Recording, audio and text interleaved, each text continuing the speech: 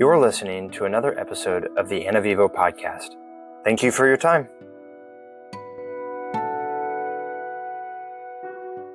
All right, so we are in 8th grade?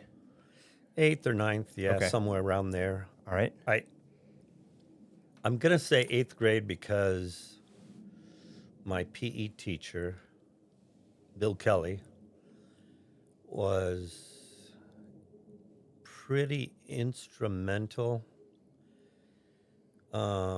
Yes, I have to amend. He was my youth pastor, I guess. Not Jerry, not Pastor Yeah, Jerry would have been in high school, which would be 9th grade. Jerry. Okay. So Bill Kelly was a runner. And Jesus will have all the lines straightened out when we get up to heaven of like who begot who. Yeah. So So occasionally we would get on a bus and go to a part of Balboa Park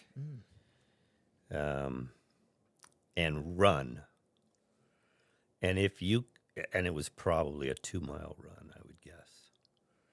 And if you could catch him, you'd get an A in Wow. class, period, done. Wow. Ever. And one guy could. His name was Doug something. And he was that guy in the 8th grade who probably shaved twice a day, Wow. So he could have been 20, is what you're saying. Maybe held or back. he was Italian, Or he was, you know. he was really good at running. Now that I'm older, he may have been Neanderthal. I don't know. But I would come in like second to Doug, So you got like a minute you or got a two. B. Oh, no. He would get an No, A and you would it get was a B. pass-fail. Oh, You got an oh, A no. or you had to fight every day, claw through, You had to, no, you're going to climb the rope to the top of the gym. But Doug doesn't have to do it. That's because Doug has an A. Boyd. Junior. So, so he was instrumental. Where was this going? You were Time frame. We're gonna keep going past 8th grade. Right. So you went to seminary. I would love for you to talk about some Okay. milestones much All right, further here we go. down. So maybe We're gonna less detail. We're going to speed. Let's focus. We're going to yes. speed. So I did graduate from high school in 75, June of 75.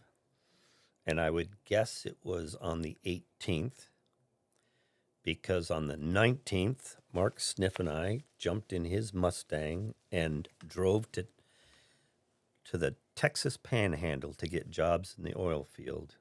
Wayne Wilson was already there. Mark Palmer was already there. And This is in high school now. Just graduated. this was Oh, the you day just graduated. after. So Oh. I Your I red turned Mustang. 18. No, it was a green Mustang. Okay. I turned 18 on the road or in Texas, We were there that summer, went back to started at San Diego State, went What did 4 you study years. at San Diego State? So, I don't even know this. You're my Yeah. own father. I- We So could just here get stuck is- in 8th grade indefinitely when we I talk. know. I know. Well, big things. There's a reason. you know. This is Yeah, part of the I spiritual know. journey that we're Yeah. Yeah. So what did you study? pulling out here. So, I'm under the influence of pretty good pastors and a good youth pastor in high school. And I learned things, and this is, I will put the possibility that I didn't hear things right, didn't process things correctly with what I did hear, or it's possible that someone said it in a way that it didn't come out exactly right. So, and this is in the context of college and what I did and what I studied. Which one's what? Exactly. Please, Sorry. let's get these horses in the harness Sorry. before we try. I'm a and- husky. We You gotta just pull gotta- this sled along. just- I can do this. All right, go ahead. Now you can talk. Cutting Not her out. me, her. Yeah. Um, so I had grown to the point where I interpreted the good and acceptable and perfect will of God as a gold, silver, bronze kind of, what are you going to accept in the will of God? Are you going to accept for bronze the acceptable will of God? Yes, if you want to be a trash truck driver. Oh my goodness, that's not recorded. But Dad, what did you study? No. This was in high school. Okay, you're You know. hearing the will of God. I am misinterpreting 3 characteristics of the will of God: that it is good, it is acceptable, and perfect. Good and Yeah, well, acceptable. it's hard to understand the will So of God I as a understood it, 17-year-old. whether it was for whatever, Mm-hmm. So I looked at it when I went to San Diego State. I thought, oh, I was an air quotes athlete in high school, playing several sports, which mostly meant I was the 13th guy on the basketball team, you know. So I was not a great athlete, but I participated in a lot of sports. And I thought, coaches have been a big influence in my life. I want to be a coach. And people said, You have a coach personality. I can I see why do. that I would seem do. like it was the will of God. And people said, oh, teachers don't make very much money and they all complain about their jobs, and coaches only get like $200 extra to coach this thing. Well, maybe you And didn't so, know that God was and calling you to have a whole basketball team yeah, for a family. no, but what I said was, okay, so what is another thing that I'm interested in? And it was industrial arts. I had a class in wood shop that was a great experience, um, which you may be able to relate to. People for their class were making I'm going to make a birdhouse. Oh, I'm going to make a model sailboat. And I said, I'm going to make a hope chest for my sister. and, you know, and the hope chest, you've seen it. Yeah. Yeah, the hope chest is as big as, whatever. It's awesome. We used to hide in it as kids. Yes. And so I had a teacher who never said this, and now looking back, he may have said, oh my goodness. Okay, here we go. This is what we're going to do. This is the moment I've been waiting for as a teacher. I know. Some idiot who thinks he's going to build an ark. It's paid for by the taxpayers' dollars. All the wood No, is it's paid by his parents, and But this is making sense, bringing So- it back to me. You helped me with so many house projects, fixing things, Well- and woodworking and hands-on. You just kind of whenever there's a project, you just kind of watch a little video or read a little paragraph and you figure it out. You just do it. yes, that part came is when I nice. got way older and discovered, you don't just have to start it and figure it out as you go. Yeah. So in college, you studied So- coaching and No, woodwork. I did not do coaching. I became an industrial arts teacher, okay. and my thought was, Oh. if God calls me to the mission field, gold medal level, Uh-huh. this kind of stuff will be important because I may have to build a church or Be a huts, carpenter, like Jesus. or be a carpenter, or do something. Yeah. So this will be good. And if He just calls me to be a deacon in the church, well, this will be good because then I would have a job, and these are Yeah. industrial arts exposed me to drafting and plastic technology and I didn't know automotive any of this, and Dad. wood and all these things that people learned in big industrial arts programs in colleges or schools or whatever. And I thought, well, and if not, then I can always probably be a salesman or something, because this kind of stuff, you need to know a little bit about all these things. And so I made the choice to be an industrial arts student because it covered 3 of the main bases that I thought God might. gold, bronze, and and gold, silver, whatever, silver, bronze. yeah. Yeah. Get all the very medals. very But- logical. Mission. Yeah.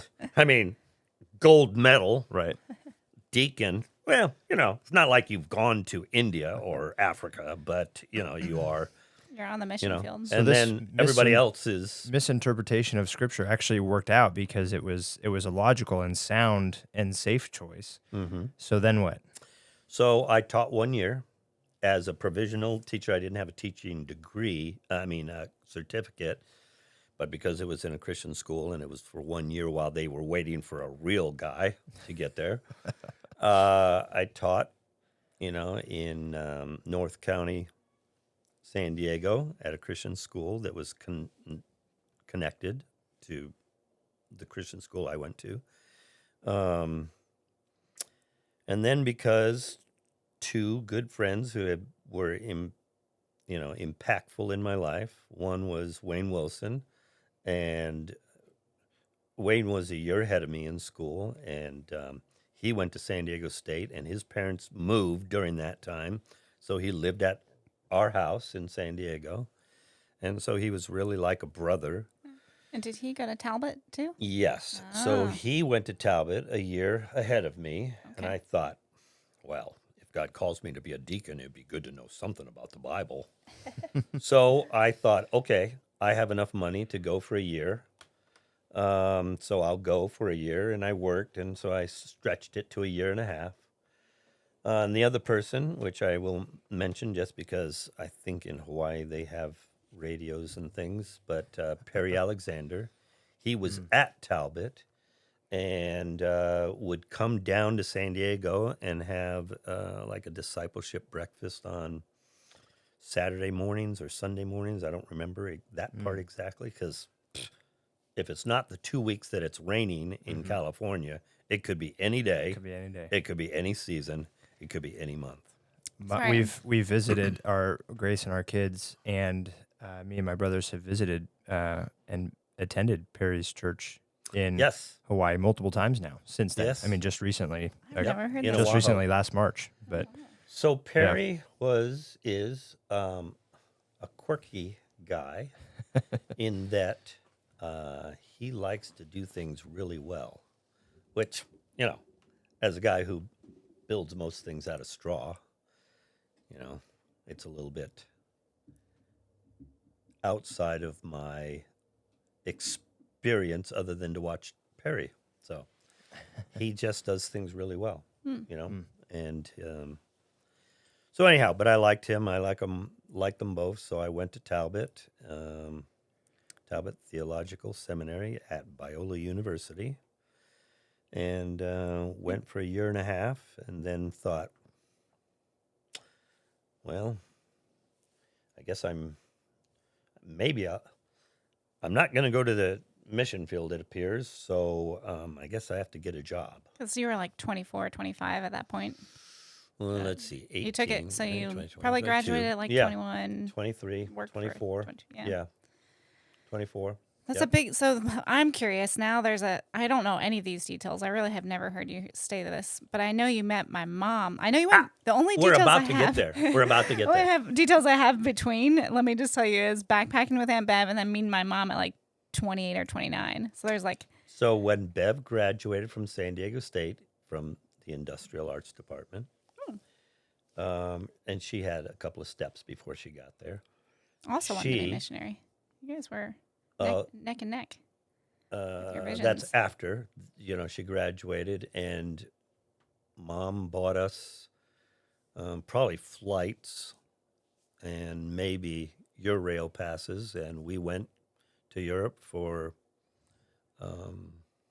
probably a month. I don't know, maybe longer.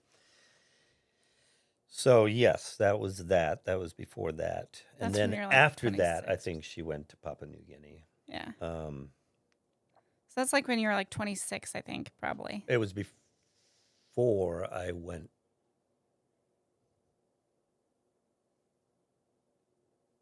I don't remember when it was. I'll have to check. But so I graduated from San Diego State, taught 1 year in Christian school. Christian school, North County, San Diego. Went to Talbot. Didn't graduate, but stopped after a year and a half, but got a job doing computers at the university in their computer administration part, the part that supported the administration. Did that for a year and a half-ish or so. And during that time,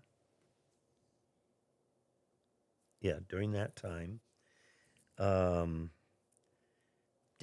my dad, got a job in Northern California flying the Grumman S2F, dropping borax on fires for the forestry department. So at summertime, he would go up and live in, a camper we had, and fly 2 weeks on, and then he had like a week off. And so on this particular trip, and I'm in LA, Mom's in San Diego, and she says, Dad's got his off week coming up, and I'm going to go up and spend the week with him. Probably spend like 3 weeks, a little bit during his flying time, and then the week off and a little bit, and then I'll come home. Can you drive me up? So I drove down, picked up Grandma, started driving north to Sonora or wherever, I don't remember, something with an S. And we're getting to, I don't remember exact, let's say Big Sur, and she says, oh, by the way, we're going to stop in Monterey. Always a plus. I loved Monterey. Monterey was fun. And we're going to stay with Betty McKinley. You remember Arch and Betty? Of course I remember Arch and Betty, because when another pilot family, Navy pilot family, who flew the same plane, and they were ahead of us when we went to Monterey. They were already there, so they were our inboarding, family sort of. So, and they're, as happens in the military, when everybody starts together, they recently got married, and so the first babies are all on this year. The second babies are all on this other year. Mm-hmm. And it's like, oh, all right, everybody stand together. You two are the oldest. You two are the next. You two are the next. And you two, we don't know how you guys came about. We weren't expecting you guys. Anyway, Betty McKinley. So Betty McKinley, because Arch is flying for the forestry department just like Dad. Oh, okay. And she's at Jane Lexi's house. Jane is in the Army, and she is at the Naval Postgraduate School telling them how the Army does it. And so we're going to stay at Jane's house. Okay. Sounds good to me. They have food, right? Yep. They have food. So it was a bait and switch kind of thing. Yeah, because meanwhile on the back end, which I know you're going to get to, but Grandma Lexi had called Grandma Boyd, your mom, and said, hey, this is before you got there. Hey, my daughter is stationed in Monterey. Why don't you just swing by? And so there's this before the days of, this is dating apps when grandmas remembered each other from second, however many, 20 years, but 25 years prior. Yeah. This is a military and this is dating how app. It often happens. Yes. Way late in the history of this event, I discovered, oh, you guys knew what was going on? Yes. All of you knew this thing, and I'm just now learning? You tricked me with food, as does often happen. Actually, no. So So we roll in the late afternoon. Jane, who's at, a postgraduate school and working hard and studying. She wearing combat boots when you walk in? I always wanted to know this. She was, I'll get to that in a moment. And... She says, oh, by the way, I'm preparing for finals, so you're not going to see me at all. And she had, we're there, and she had just gotten home from school prior to us getting there, maybe minutes. And she says, I am going to go for a run, so I'll be back shortly. I had been running and lifting weights, and so at like Of course, you're an athlete. 100. I think I'm an athlete because I sweat. And, you know, I'd run probably, yes, I had run 2 half marathons. One of them I didn't is know that billed either. as all downhill. So, you know, I'm thinking, okay, I'm in pretty good shape. You know, I'll go run because I've been in a car with my mother for 14 hours.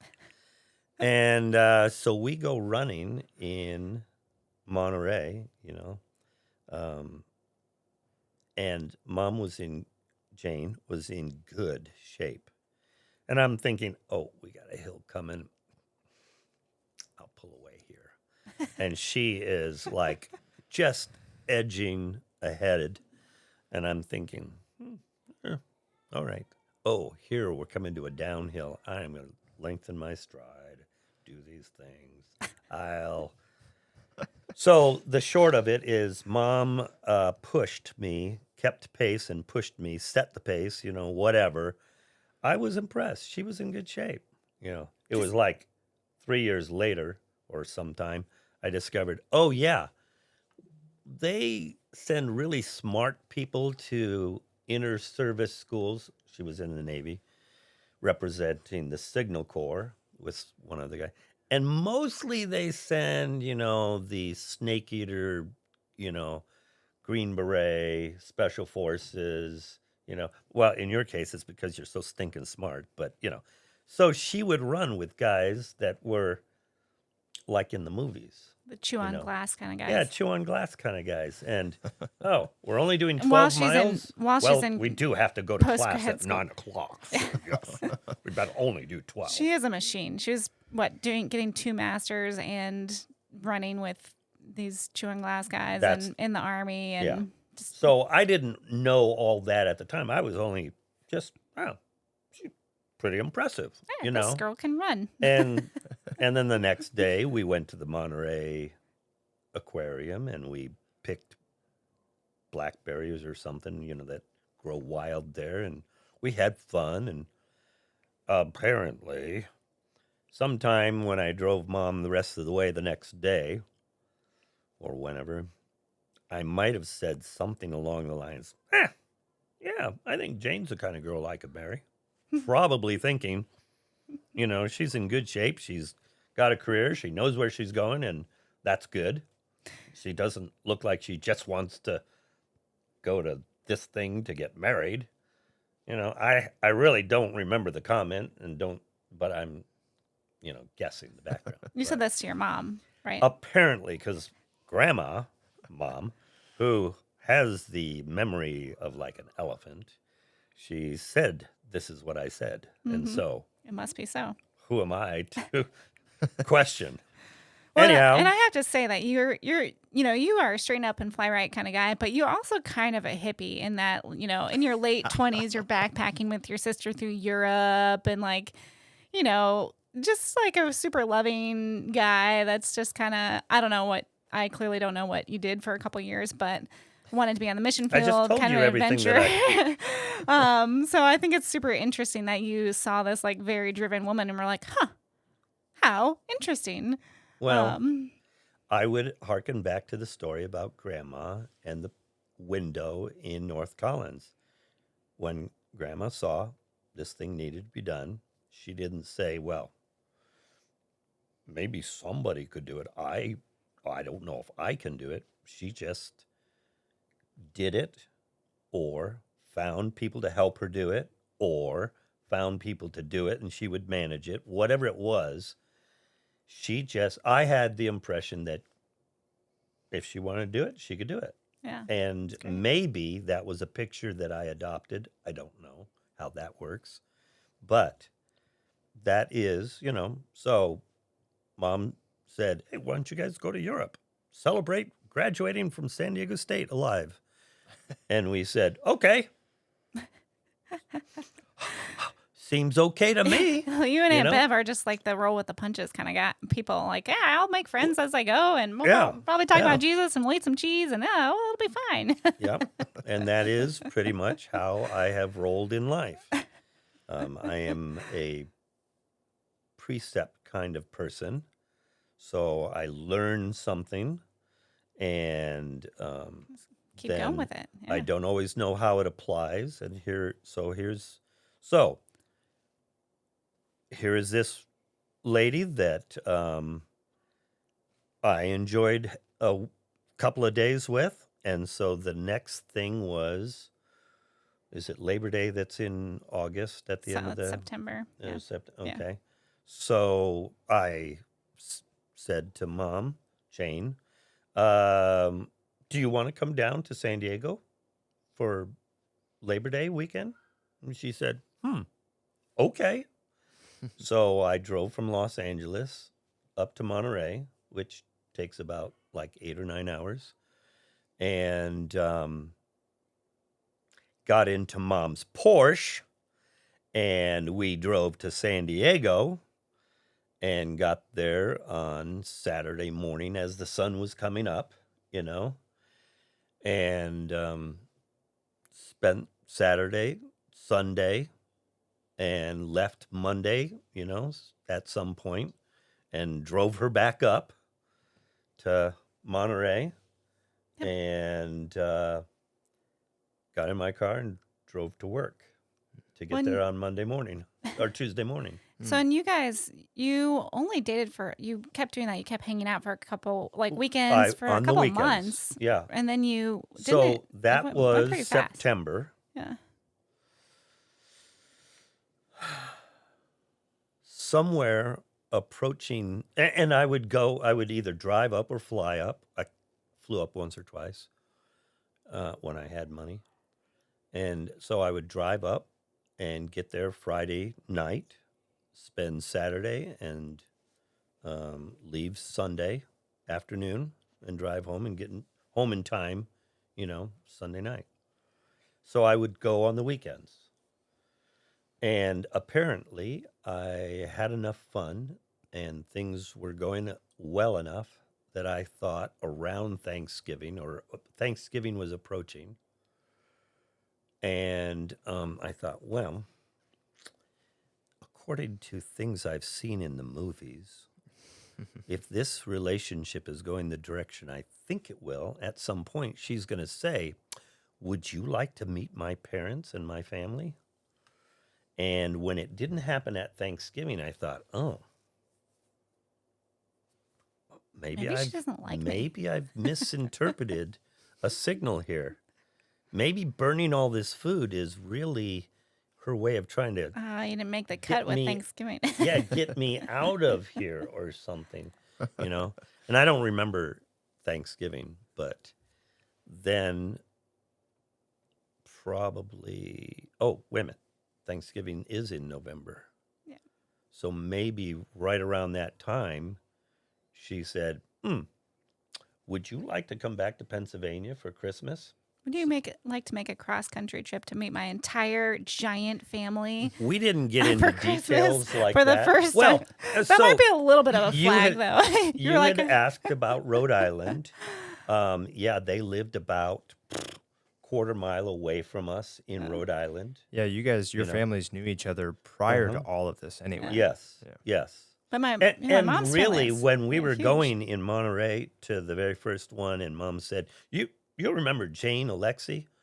All I remembered was this black and white Polaroid of this skinny little girl with black hair or very dark hair, standing like on a gravel driveway, with and- fruit. and the it was background? in the junk drawer that oh, we need get a Christmas card. I think look in the oh, there's that picture of that, So that was really all I really remembered her. I remembered her older sister and the oldest brother, who's younger. Which there were 7 kids in their Yeah, family, so so it there's was a lot of them. Karen, Yeah. it was Jane, then it was Peter, Mm-hmm. then it was Beth, Mm-hmm. who was born on the same day as Brad, Oh, okay. and then there were the twins. twins, Uh-huh. and then there was Jim. Okay, yeah. So I remember. So this is what you're looking at going to Christmas, is seeing all of them for the first time in like 25 years. And Yes. and that's a big old Ish. signal for you of like, Oh, oh, I did. when She she said- is interested in me. when Oh, she we've said- seen each other for a couple months, and it is Right. serious. So when she said, what do you think about coming to Christmas in Pennsylvania and meeting the family? I bought a ring. I did. Yeah. I amazing. said, okay, this is going the way I thought it would. And She's so she's a signals intelligence officer. She can if the signals she's sending you are very clear. I'm picking Well, up a it Morse was code. clear enough. Yeah. You know, I am the kind of personality that You have to be clear. It does not come through in the podcast, but I speak as I am thinking. Yeah. So I have no problem with backing up in the middle of a sentence and saying, wait a minute. Can I just say, for every one This word isn't that mom exactly has, gonna Dad has work. 15 words. Let's I change. have it. Yes, the backup beeping noise. You know. Oh, wait. I just Okay. realized this isn't going to work. We So got to wait, let's get back on track here. all Yeah, right, so you went and bought a ring, I went and bought a ring.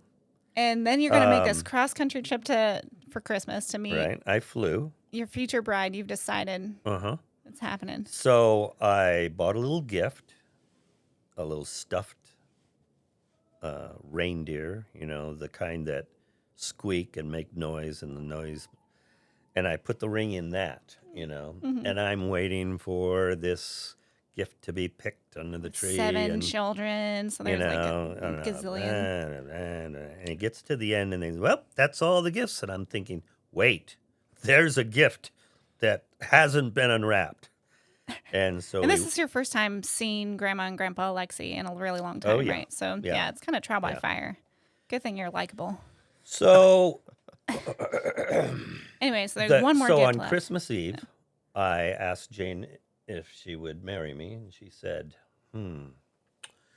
okay. And so, which is good because there's a ring under the tree. The next And day. so, you know, oh, wait, I think there's one more gift. Send someone under the tree. A little person went under the tree and retrieves this thing, and she gives it to Jane to open. And, you know, here's a reindeer. And what is this thing about? Look in the wrapping. Oh, you know, then everybody goes, oh, wow, there's a ring. You know, what's. Ooh, And you had Mark- asked the Mark parents and Jane. already, yeah, or the night before you asked. Oh, right. you So flown. that afternoon. By the way, I'm here to spoil your Christmas. Also, can I marry your daughter? Yeah. So that Oh, I think after it was, you gave the ring, I you think asked so. permission. I think so. Oh. I think I remember the details you asked Yeah. them first. I don't You mentioned remember this before. the exact timing. I may have asked in the morning. They I don't probably had a know. clue because they know their daughter and they know if Yeah. they're going to invite some This guy knucklehead to is coming Christmas. here and then- look. He looks like he would work. Yeah. No, they So know they- that she you know- vets people well. We sat down and they asked me a couple of questions and I answered the best I could and they said, "Okay, well let's go open gifts." Probably something like that. And here we are. So, we got married. Like 3 months later, right? I yes, think that in all April. of my mom's sisters planned it September. for her. Yeah. Yes, so She just showed up. September, you know, we have our first date. Or August, we have our first date. Proposed by Wait, Christmas. July, we have our Yeah, first get date. it right. Hey, So 6 You months know, later, yep, you yeah. propose, so and then 3 Christmas, months after propose, that, you're 4, hitched. Yep, April. Mm-hmm. Yeah, And we're off and running. you guys don't do anything halfway. You're 150%. Well, I am a precept person. If this seems to be the right thing, then what are we waiting for? Yeah. And, you know, we're like 29-ish Oh. or whatever. And so that happened. Yeah. And then I remember, sorry, we talked Mm-hmm. about this one Christmas when all the siblings went to their spouses. And I feel like we talked about this at length. So I'm kind of jumping to the next talking point. But you guys had a couple significant things happen right in a row in the first like 3 to 5 years of your marriage. Like, do you remember the the first list? 6 months of our marriage. Yeah. So it was like, So meet, here we go. get married. Yep. Yeah. Get married in April. Yep. So 8 months. Yep. In May, I think, let's say the end of May. So it could be, June. She finishes school and we move to Los Angeles. Mm-hmm. So you've got a marriage, a move, Mm-hmm. um, You found out you were July. Yes. pregnant with So we twins. discover we have a baby on the way. 2 babies. 2 babies on the way. Um, when we got back from the honeymoon, I lost my job. Mhm. I was working for a real estate company that was owned by a savings and loan. That was during the savings and loan blow up. And the first day, they said, "Come on in. We want to have a talk with you." So the CFO and the CEO said, "Listen, while you were gone, our savings and loan got seized for bad practices. And they don't know about us, but at a certain point, they're going to figure out in the books that we exist and we are too risky of a business to be owned by a savings and loan, so it's going to go away. So you got about 30 days of, paid time to find a job, you know. So that was a Friday the 13th. And then So, what's the next? so There's another I- significant one. So I get married, I Uh-huh. lose a job, Uh-huh. which now I'm no longer the provider Mm-hmm. or a provider. You moved. Uh, Pregnant baby's with twins. on the way. Yep. We're living in temporary housing. Mm-hmm. July, my dad dies. Yep. No. Yep. July of 86. You're right. Yes, because Yep. Yeah, there's a plaque on yes, it. Yep. and you were born in. January of 87. So he Yeah. died 6 months before. He I knew was that born. we were Yep. having babies. That's correct. And then Aunt Bev got married right after. Yep. Mom had a shortly. heart attack. Mm-hmm. Mom Almost- had a heart. Yep. Your grandma. Almost died. Massive financial bills. Then you had twins. Had twins. You stayed in California for like a year and then went to Germany or something. Somewhere. Let's I can't remember. see. I think it was. we Oh went to- no. So we moved 3 times in the 3 years we were there. We started out in a 1-bedroom. Then we moved to a 2-bedroom apartment. Then we moved to a 3-bedroom townhouse on Fort MacArthur. Then we went to Germany. So we moved 3 times. We had 4 babies. We had 4 kids. So it was an exciting time. It was busy. I had started another job, which was dealing with teachers and their retirements. And so the first year that you were alive, we had a relative, Lydia, Mhm. Mom's cousin, Mhm. came out from Pennsylvania, and she was our au pair. And I had a job, and Mom had a job, and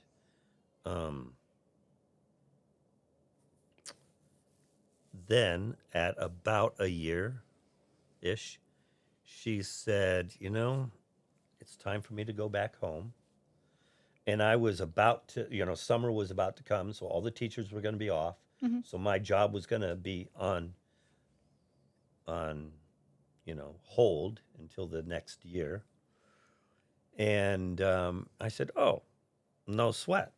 I will take care of the kids," because prior to you probably being being born, I said, it's important for us to have one one stay at home. of us, somebody be at Stay home, Yeah. Mm-hmm. I feel like that was part Not of knowing it could God's be plan. me. Yeah. I think God has.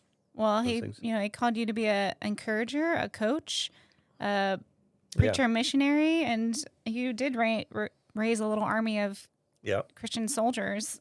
Basketball. We took the basketball court by storm. Yeah. And I would not have traded it for the world. I loved being, raised by you and Mom, and I love the way that our family was set up. I know you guys caught some flack for it because it was a little bit progressive. It was a little progressive. For a Mhm. Navy Well, farming. Army.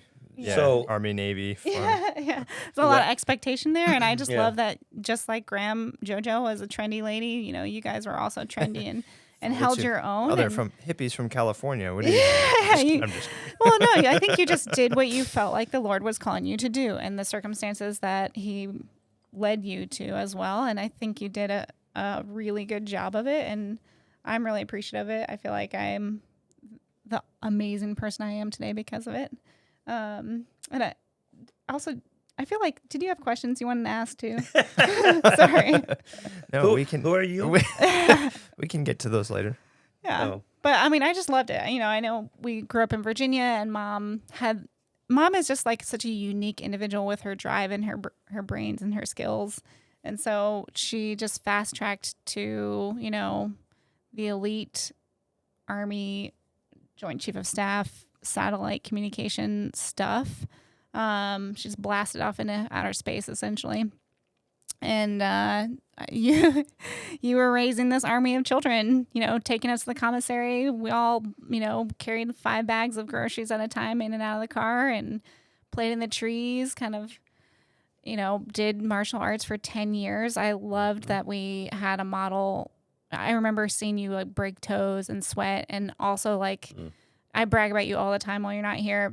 Got this name of senpai, which is this pillar of the community, because you were steadfast. We were there 3 days a week.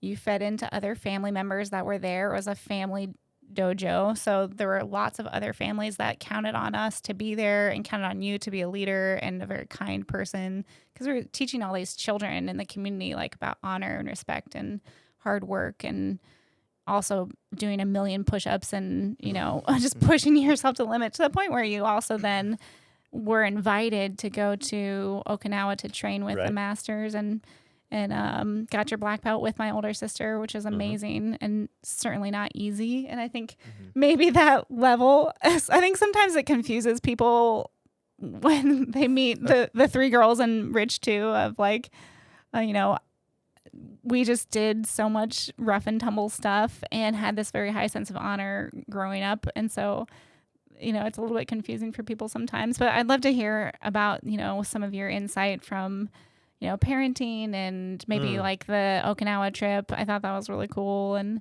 I think you also did a really good job of supporting us and wherever we needed to go. So like through each school that we went to, you would find some sort of thing to do the whole time, like, you know, Home Depot, or you worked at the school, you were a coach, like you were always doing multiple things. And I see that now of like, you know, someday I'd like to be a mom. Like, gosh, I don't think I could do what you did of have 4 kids, teach them how to love the Lord, how to be honorable, how to be consistent and work hard, and have a job at the same time, and to support a wife has this crazy career. Like, I just don't, to me, I'm like, oh my goodness, like I barely keep my cat alive.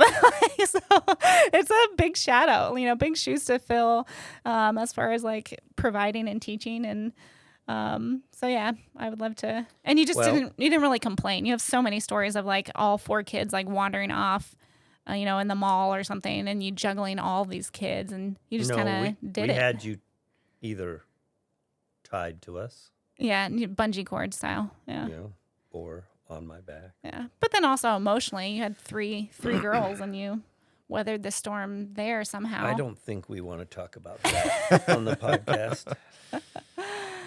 But I will use you as an example because it is similar. As I'll be the look Isaac. back, That's fine. you take a step. You went to Christopher Newport. You chose what seemed interesting to you and had some logical use, French. Minimal, but yes. But at the point that you're making the decision, it looked like, I enjoy languages. Languages are, Interesting. important. You know, it may open doors. You didn't, as far as I'm aware of, you didn't have this plan of doing this, but it started with this is something I can do. This is something that is Similar to valuable. woodwork. We're very similar to Yeah. woodworking of like, oh, this could open up Yeah. for missions. I know Yeah. I'm good at it. And then I don't know what I'm doing, but this is just what I'm choosing. you got into it, you graduated and you used it, and you're just involved in things, young life or whatever. And then you discover from the experiences in Haiti, I want to be able to do more. Maybe I'll look at being a nurse. And you got the preliminary idea, okay, I've got to take these prerequisites. I can do that. I'll work and take these prerequisites. Then the next step is, going to nursing school. Okay, I got accepted. Who knows why, but I'm here. I'm going to work hard and do my best. And now let's see, I'm going to get a job in a hospital. And now I'm going to go to another place and get a job in a hospital. And This so, is my life in a nutshell. yes, and I and appreciate that's it. pretty much, well, and I'll use the example of our house in Thornburg. When we were taking you for walks in the woods, we were looking at property. You guys were running around in trees and finding sticks and Beavers and deer and yeah. And so we found a property and we said, well, if we were going to build a house, we would like a property like this because it's 20-something acres and it's got grass and it's got trees and it's got... So what would we do? Well, we would make an offer. Let's try that. Oh, they accepted the offer. Okay, well, we can always get out of it. We'll sell the property. Or, let's see, the next step would be make some plans. Yeah. Okay, so then we were taking you to the library every week. Yeah, I think what you're talking about, sorry to interrupt you, but Yeah. I think that you and mom have this like really beautiful synergy, to use a very modern word, but mom is so calculated and brainiac stats, but really risk adverse. And you are pretty okay with risk and pretty okay with moving forward and rolling with the punches. And I feel like the combination of the two of you has really been influential in my life as far as like, okay, here's all the logic. Here's what I want to do. I'm going to find somewhere in between and go do it. And you always pushed me to, face my fears and go dream big and go do it. So I think the combination of the two of you has been really great for me to learn risk mitigation and then moving forward. Like, let's go. And that's really cool. I think that God really did have you two in mind. I feel like you guys are just the perfect couple in the sense of like opposites that balance each other out. And that's really neat to see. I'm just impressed with the linguistic judo that Uncle Mark is pulling all your questions you asked about him. And he said, well, let me tell you a story about you I and know. how this I'm relates. like, this is we've already had 5 podcasts about me. Like, tell me about. Well done there. You and I Black are He's a belts. very humble man. You and I are Black belt. similar. And maybe all of you kids have learned this. I don't know, but it's easier to take risks when you know your exit plan if it goes south.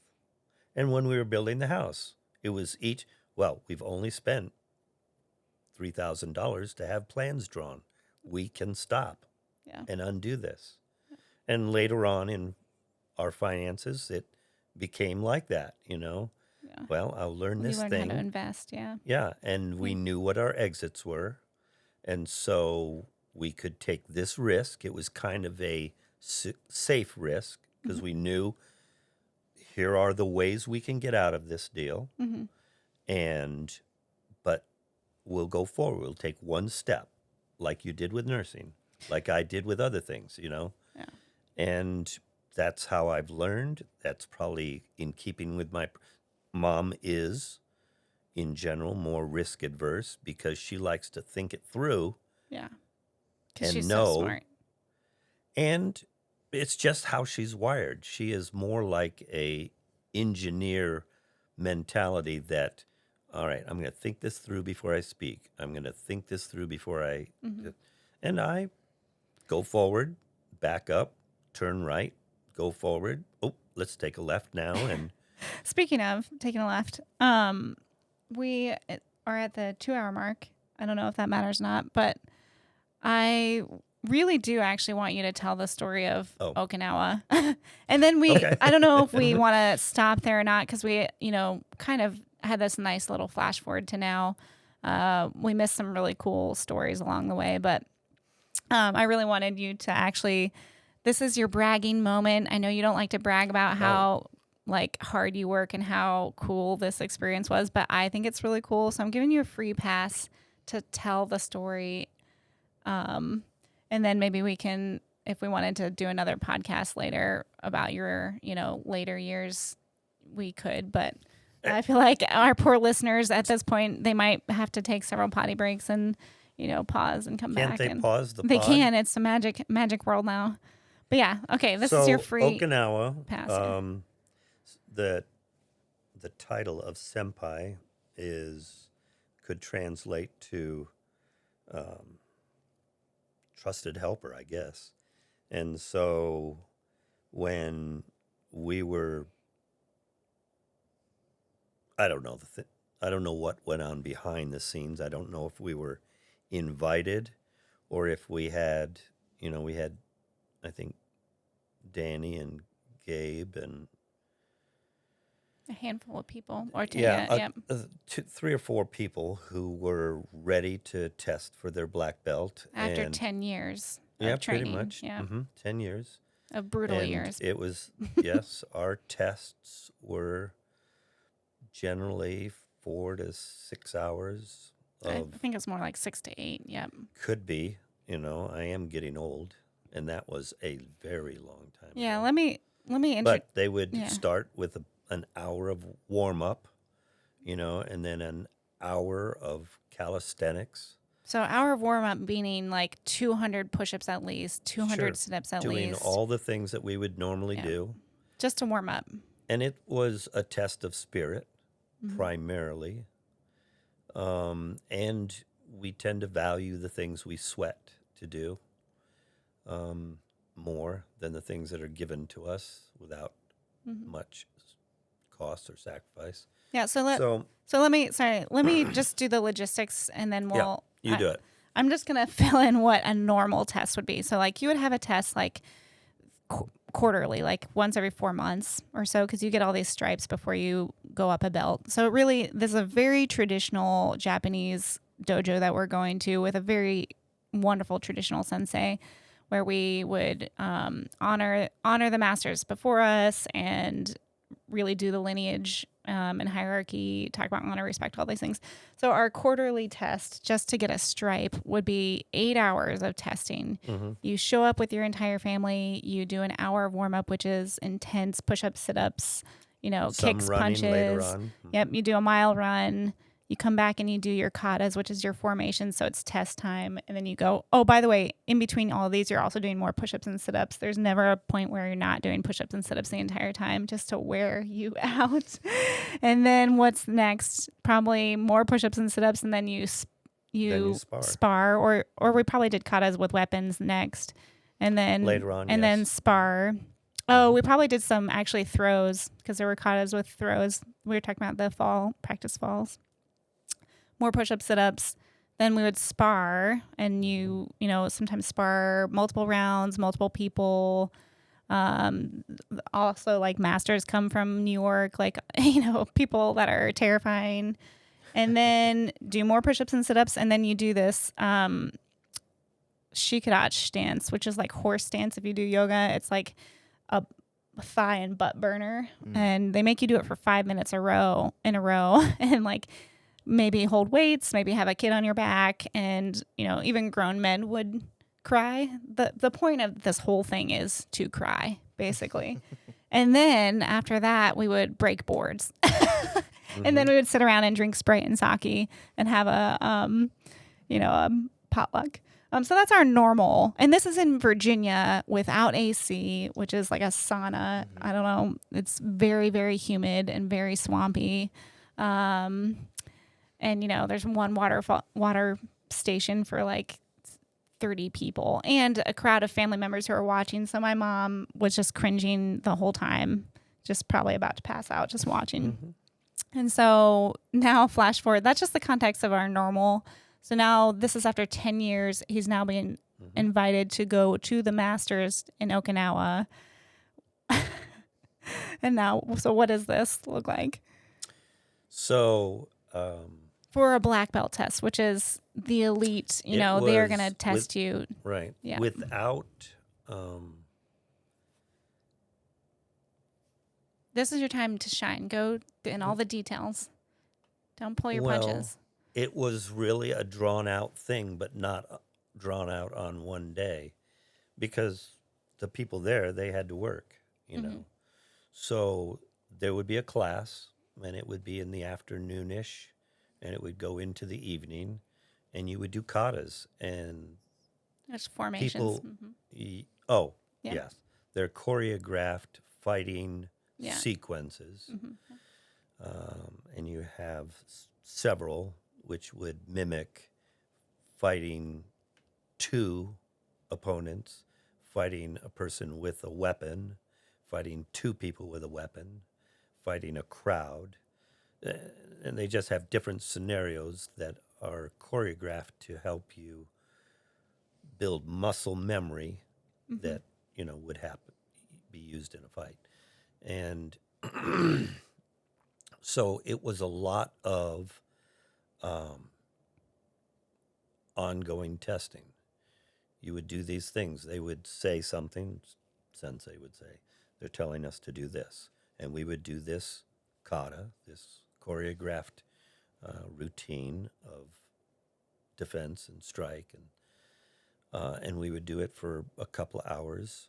And we would do it with people of all ages, none of which, well, they maybe could speak some English if they were, you know, working around English speakers, but they didn't while we were there. They spoke Japanese. And so we were just, you know, little fish in this class, and we did it, they did it, and they watched us. They watched our character, they watched our attempts. They corrected me all the time, you know, because I would have You're my... also like 6 foot, and they're like 5 foot And they are, 5, and they are shorter. making you really sit down in your stands. So if you remember the movie Karate Kid, this is the dojo where Miyagi came No, I from. did not know that. No Yeah, way. No, yeah. Oh my goodness. We The- should make a movie about this. Not This is the fantastic. character. Well, they sort of did. It's just they set it in California. It's called The Karate Kid after Mark Wahlberg. Yes. No, not after me. And so it was the same thing without sparring and without the intensive calisthenics and workout. But it was the examination of, is this student eager to learn, willing to be corrected, willing to do their best? And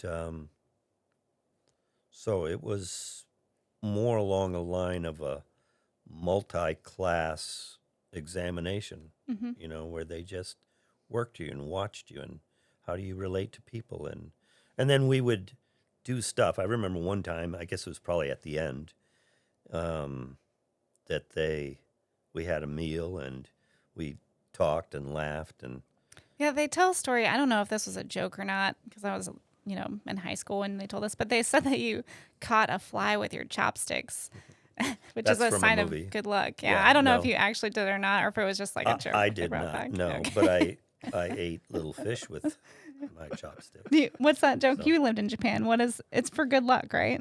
Catching flies with your chopsticks? Yeah. No, I don't know. Oh well, No, that it was the joke. It that they just brought means back. you are...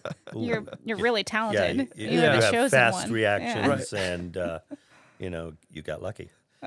So it was not like our experience in Virginia, but it was just a good experience. It was just different, and it was an honor to be there, and the community is just very different. And,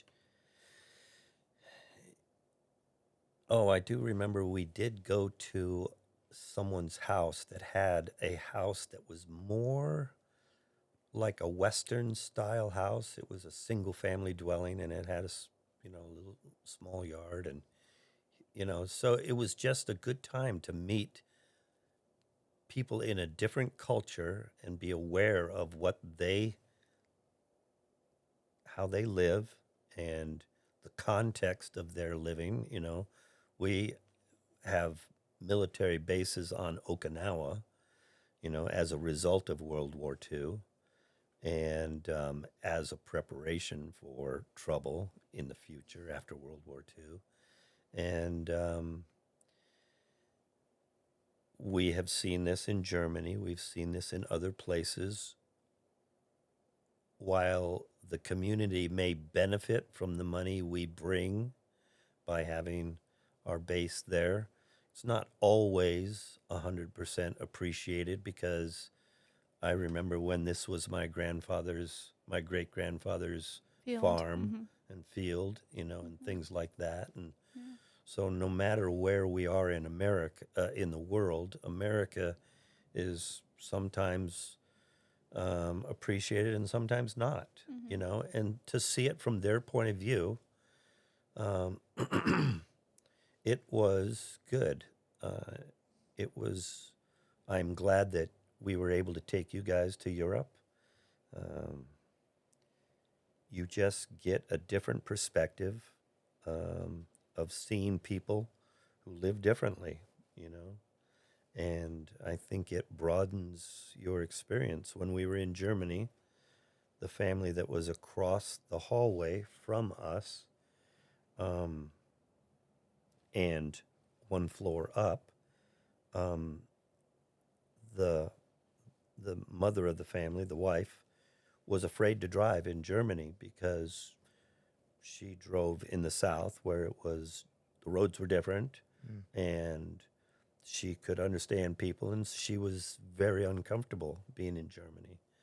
And but you guys have learned to be comfortable where you go, So Yeah, I really appreciate that. And, you really just threw us in the deep end growing up. So I remember you making me drive a stick shift before I got my permit, and made me stop on a hill with a bunch of traffic. So I feel like that sense of panic has really made me resilient. I appreciate that. And, Thanks, Dad. Yeah, thanks.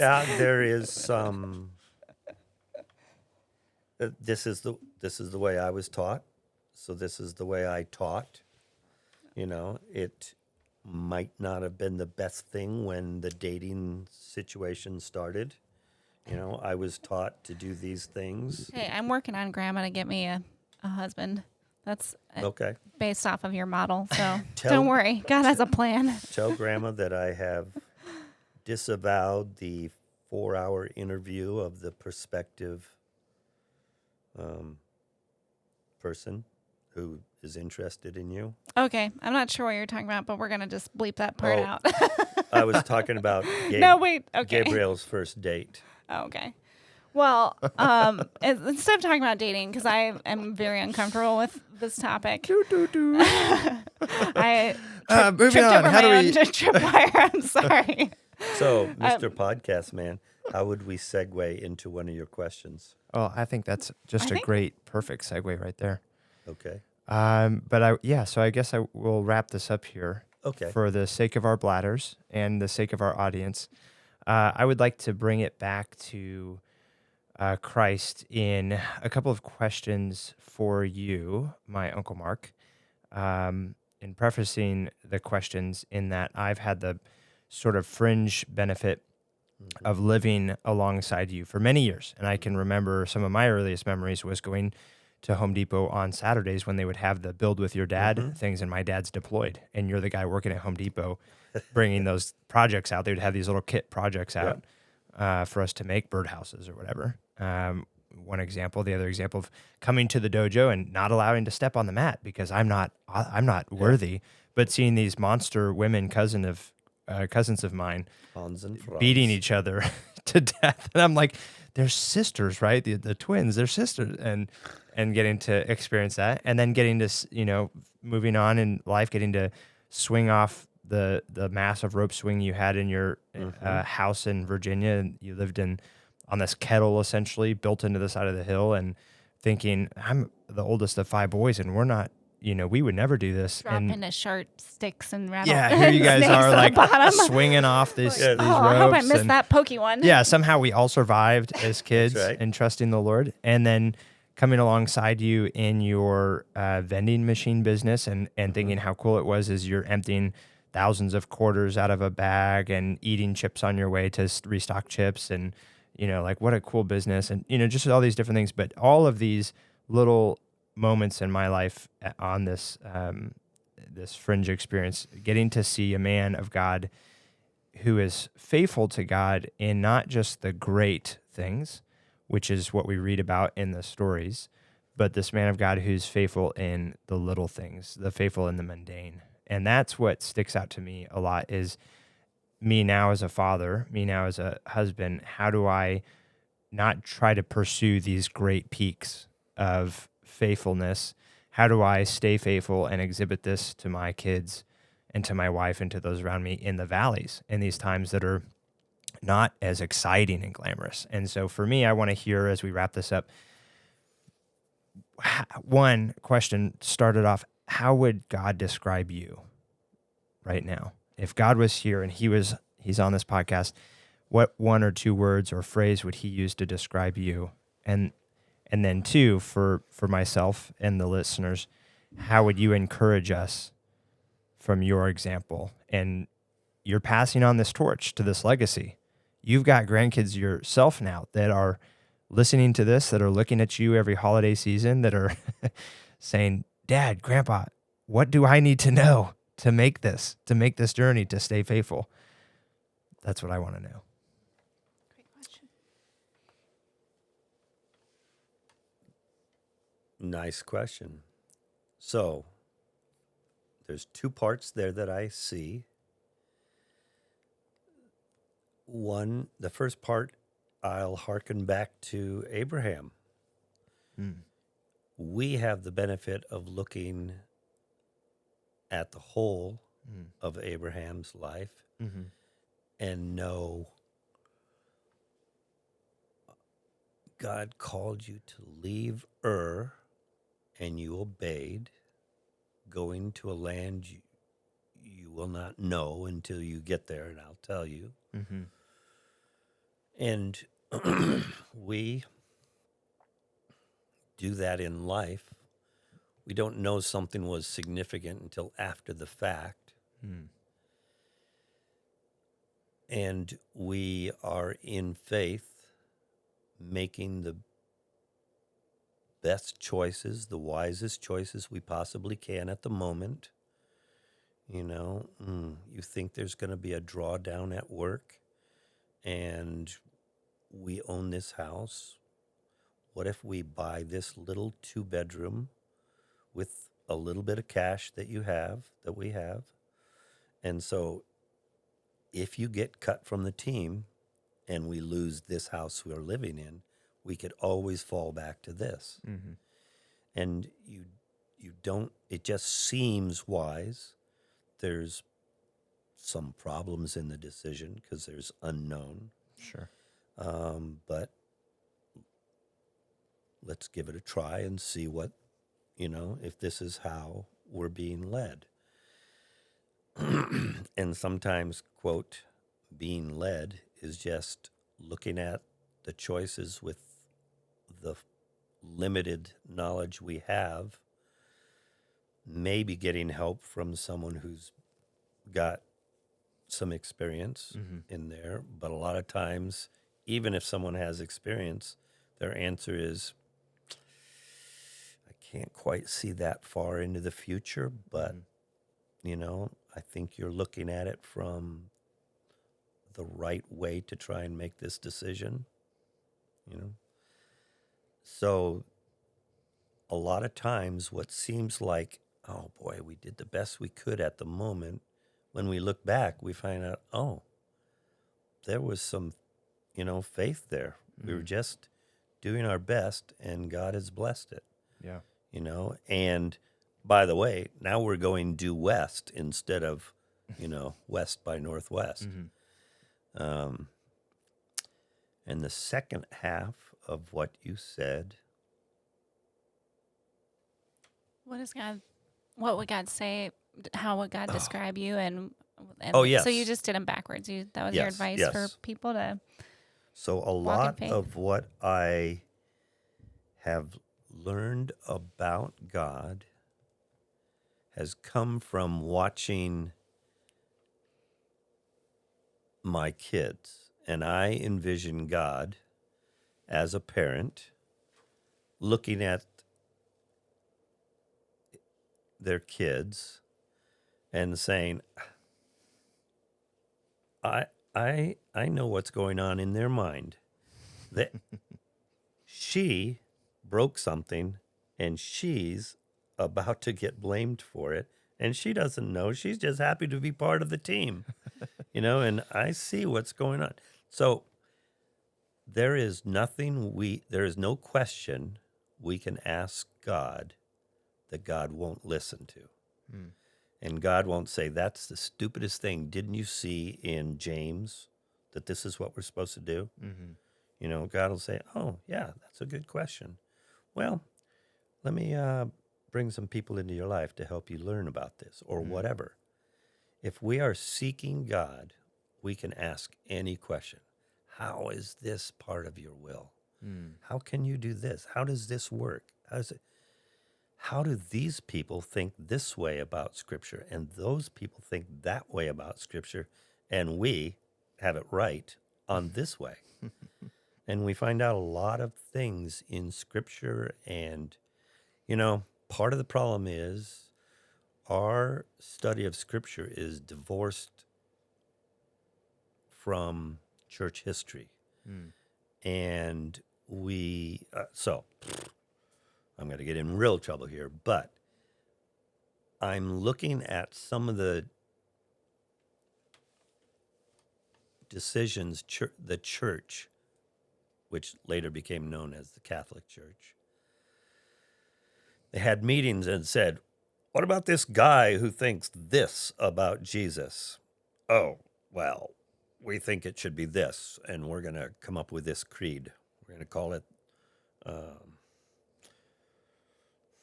what should we call it?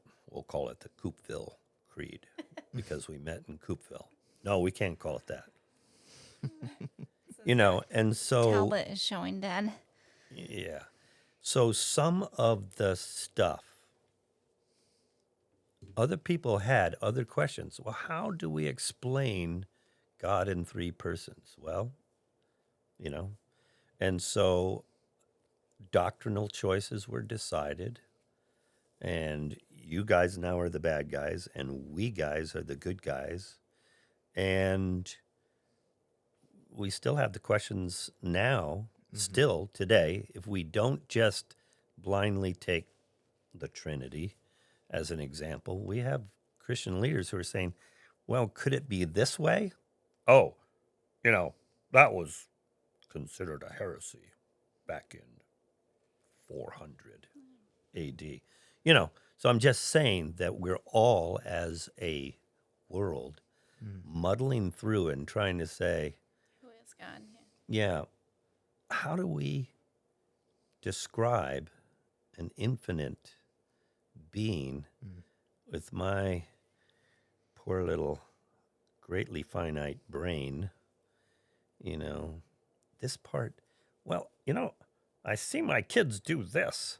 Yeah, that's a picture of God, as we see in Scripture. And so we're kind of working out the details.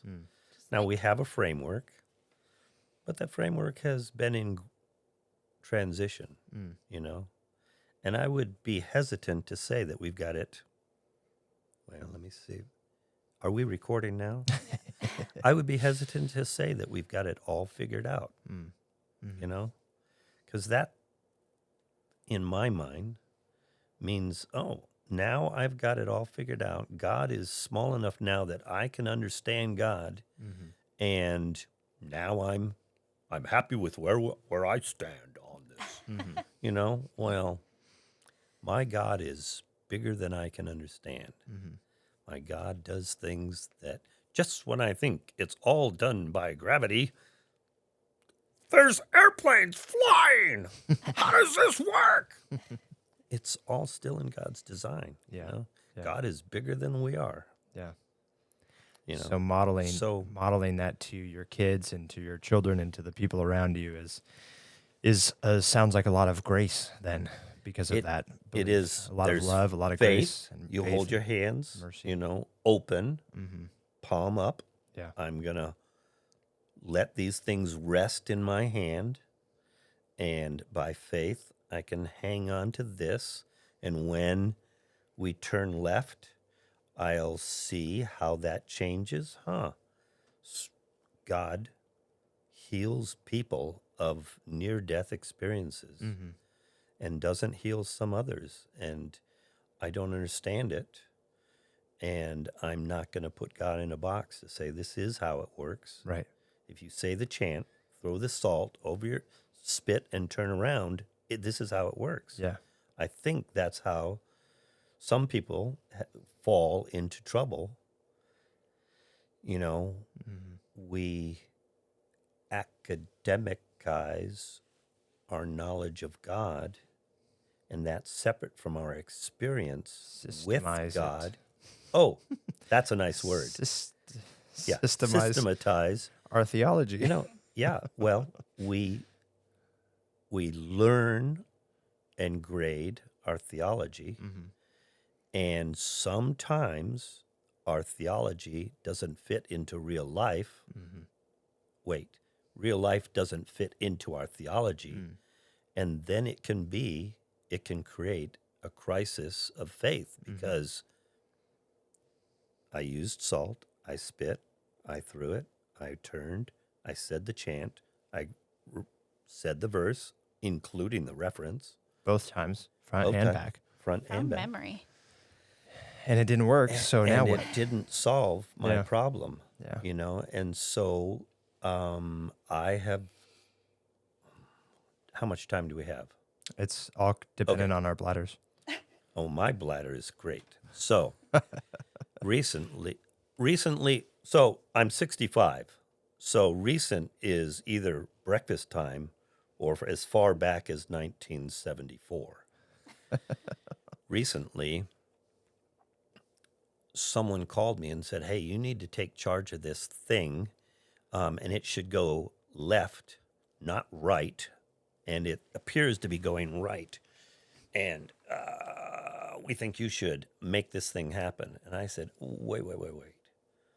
Who's to say that this event isn't the very thing that God will use to make this person grow closer to God and love God in a way that, and then out of the blue, I said, we all pray for other people and say, well, God, work in this person's life. But, don't do something crazy like have them crash their ATV and, break their neck and nearly die and be stuck in a far country. Just do something a little less drastic, but let's make it, world-class growth in you.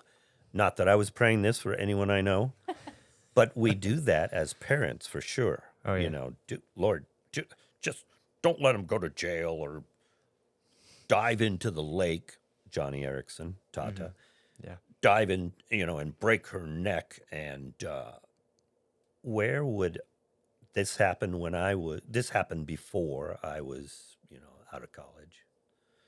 And Johnny changed the Christian world by her response to, becoming a paraplegic, quadriplegic, right? Yeah.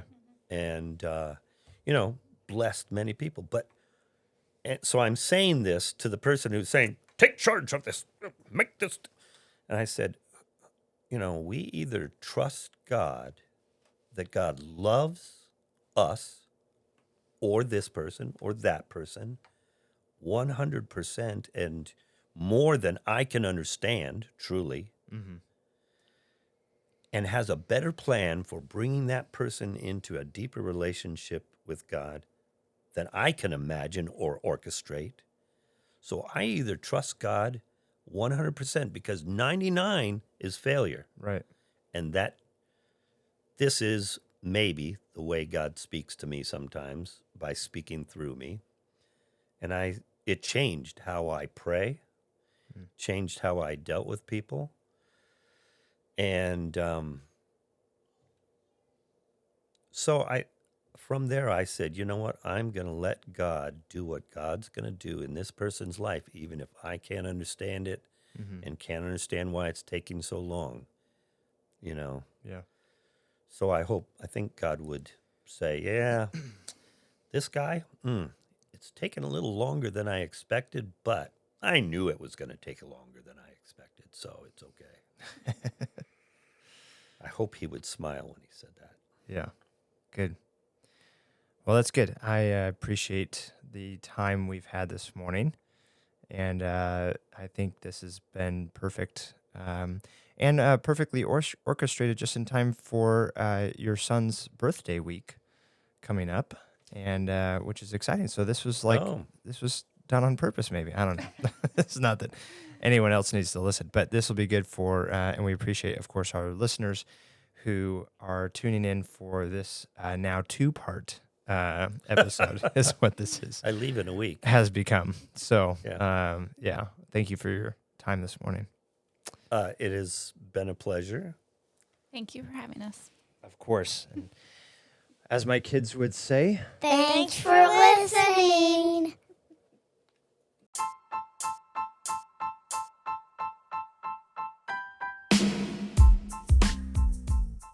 thank you for listening to another episode of the Ana Vivo podcast. We welcome your feedback and ideas. You can learn more about us by simply Googling the word Ana Vivo. This podcast is supported by listeners like you. I am a licensed real estate broker with Compass Real Estate and a nationwide real estate matchmaker. We consult with you for free, find and vet the right real estate professional that specializes in the area and niche you need, are paid by that professional, and they get clients like yourself who want and need their unique specialty or winning track record. If you or someone you know is in the market to buy or sell real estate anywhere in the U.S., don't simply web search the highest paying advertiser. Let us use our licensed experience to find and vet the real and best professional for you. It costs you nothing but a phone call or email with me, and has saved my clients financially and emotionally. I'd be honored to serve, and you can reach me direct by email at tim.c.miller@outlook.com. And as always, to God be the glory.